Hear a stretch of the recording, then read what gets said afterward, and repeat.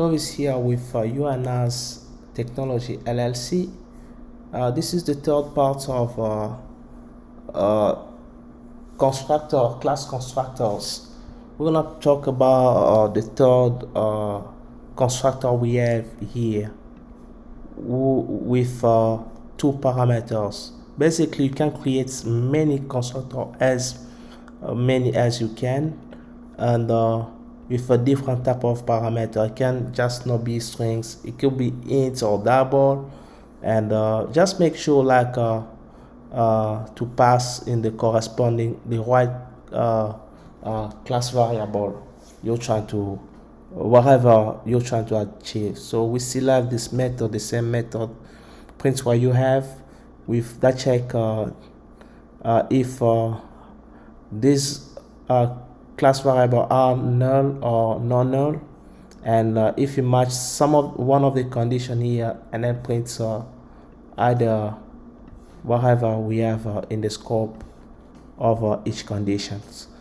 So yeah, we create the third object here. So we're gonna switch the name here. Let's say 74 main street,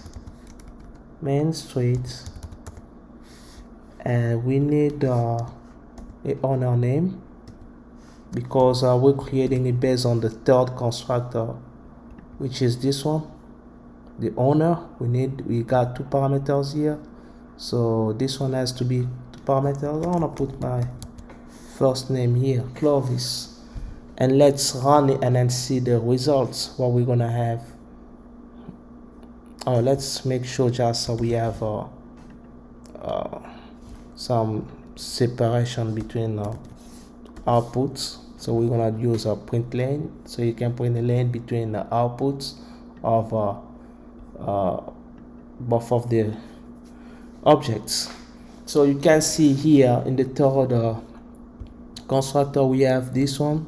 The owner is Clovis and lives at 57.6 Main Street. The object's address is 57 Main Street. So eventually we can, what we're doing here now, we create an object with this constructor. Is gonna get here, pass whatever value in this class variable, and when we're calling print what you have, it's like third object, print what you have. So it's like, okay, what kind of what we have in our class variable based on the object we created based on this constructor. So you're gonna check this condition. It won't be matching because object owner name is null. Then this one is gonna be yes. Neither of these class variable are null for now because it's getting some value, real value from here. This one, Clovis and 57.6 Main Street. Then this one is gonna be executed. So that's why we have the owner is Clovis, the owner is owner name, the owner is Clovis, and he lives at 57.6 Main Street. That's exactly the address we passed in here. So that's it. So these are many ways to create constructor to achieve also different functionalities.